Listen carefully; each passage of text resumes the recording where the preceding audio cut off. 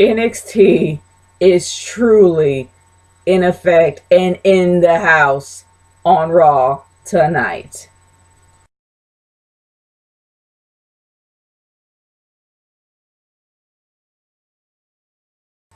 The opening segment that we saw with the IC Championship cover was stupid because it was pretty much the same title.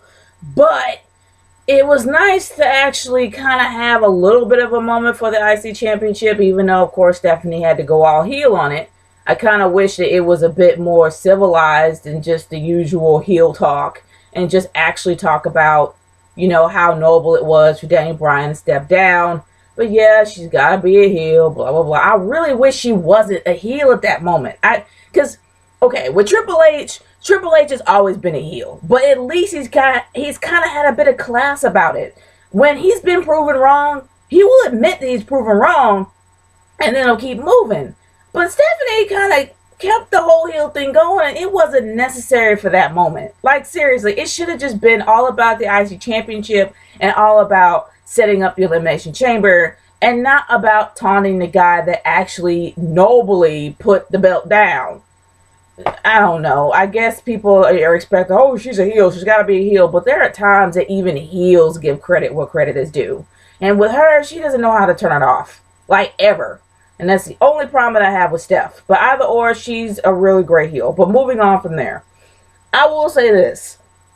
This entire night reeks of Triple H. And that makes me happy. I love the smell of Triple H. That does sound creepy. But either or, you know what I'm saying. Like, this entire night pretty much looked like Triple H put the whole thing together. Especially seeing it, we saw a lot more NXT superstars coming from NXT to Raw that night. Like, far too many. And I never thought that I would.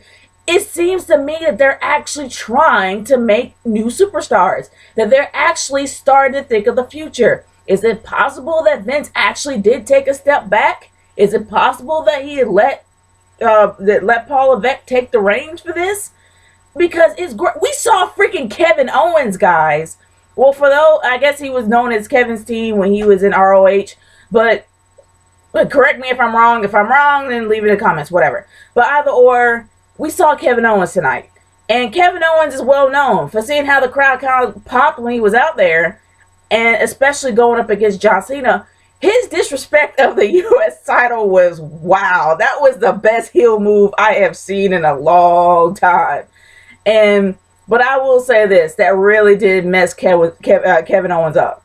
He sucks on the mic. He is so bad on the mic. It's ridiculous. Like, dude, really?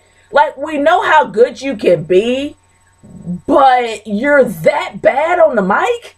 I mean, I guess maybe he was overwhelmed being in a large arena, talking in front of like a very huge superstar and feuding against him. I guess maybe that was intimidating for him, and that's probably why he cracked a few times. But then going behind the scenes when he's talking with Renee, he actually sounded pretty good. He sounded a lot better than he did out there in the arena. I'm like, dude, before you can even decide to be in a major feud, you better get everything right. At least get a little better when you're on the mic, man. Don't be a voiceless wonder out there beating people up, because it's only so long that will work. Look at Ryback. He was a voiceless wonder for months, and then all of a sudden he got cut for like several months, and now he's back being a face. They will change you up and spit you out. So I'm hoping that Kevin Owens, seeing how Kevin Owens literally put the drop on John Cena as hard as he could to that match, we know what he's capable of. But he's just really needs to work on his stage fright and at least get a little bit better talking on the mic in front of millions. That has to be intimidating. And he's probably not accustomed to that because NXT is a smaller arena. But that's something that he's going to have to get used to.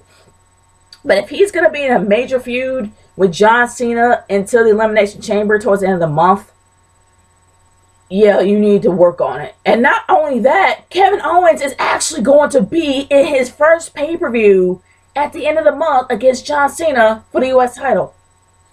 So which means that he's going to probably drop the NXT title on Wednesday night for the NXT TakeOver pay-per-view Unstoppable, which is something I'm going to watch because I mean, seriously, NXT is by far is great, but it's not. I'm not going to talk about NXT. It's about Raw, but Raw actually was pretty good. I will say this. It is great how they're actually setting up the Elimination Chamber early. So they can actually build up all these feuds and build up the matches early. Because it's going to be exclusively on the WWE Network. So they got to do something for this pay-per-view.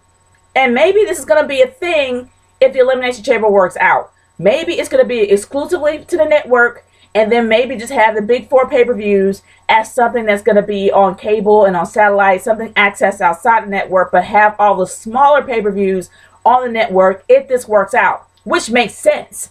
But honestly, they've already set up the tag team. They already set up the tag team elimination match, elimination chamber match, and they're already set up the IC title elimination chamber match. The only thing they haven't fully set up yet is the main event elimination chamber match, which is going to probably extend out towards the end of the month, and that's fine. You got that down, and you got other matches down, so that's great. This might turn out to be a great pay-per-view. It might, looking how it is now and seeing how they're able to set it up this quickly. But then we end up getting a Divas title match. Now, the one thing that makes me happy was the fact that Tamina interrupted it. Because I did not want Naomi to have her epic win, her first title win in her entire career on Raw. This is a pay-per-view worthy match. The way she fights, the way she handles herself, her athleticism, that's a pay-per-view worthy moment. So I'm kind of happy they did break it. But more than likely, I think they're going to take a break from Nikki. Like, Nikki's going to probably, I'm expecting a triple threat between Paige, Naomi, and Nikki. Nikki being the only face, while Paige is now a heel, which makes me happy. Because I could not stand Paige at all as a face. Like, ever. But still, I will say this. It makes me incredibly happy to actually see 2 heels and a face in one match. 2 heels that don't get along. Great.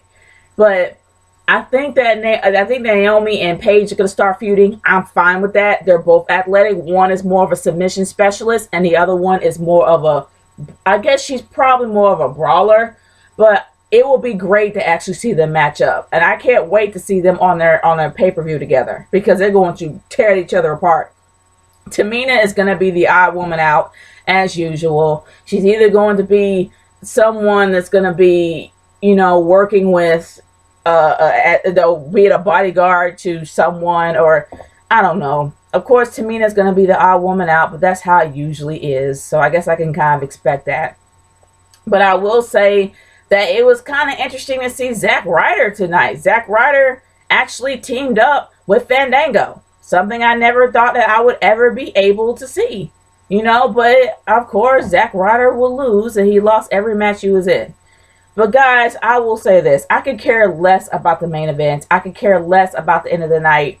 But about that moment with Seth Rollins. And we all know what's going to happen. Dean Ambrose is going to torture the ever-loving crap out of Seth Rollins until he gets his title. So, nah. But the one thing that kind of pissed me off, and I didn't say this from my last review, is this. I was really hoping that Kane decided not to come back. Because he would put his money where his mouth was. And he didn't. And now he just makes him look weaker and weaker and weaker. And people care less more about him. And there's really no point at all for Kane to even be there. Seriously. And it made Kane look weak. But I don't think it matters anymore. Because more than likely Seth Rollins is going to be feuding with Dean Ambrose. So Kane served his purpose. And that's a shame. But guys, my overall thoughts is this. Raw really was pretty good.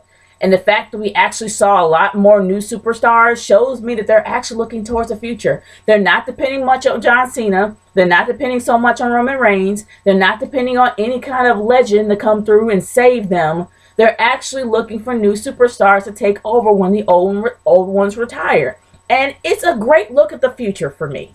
So honestly, I thought it was a great show. I want to hear y'all's thoughts. Leave a comment in the comment section below or send me a video response on your personal thoughts about Raw. I'm curious to hear what y'all thought, because honestly, I think that Raw is finally thinking of the future and not so much the past. It's Nation Girl 30 signing off. Peace out, guys.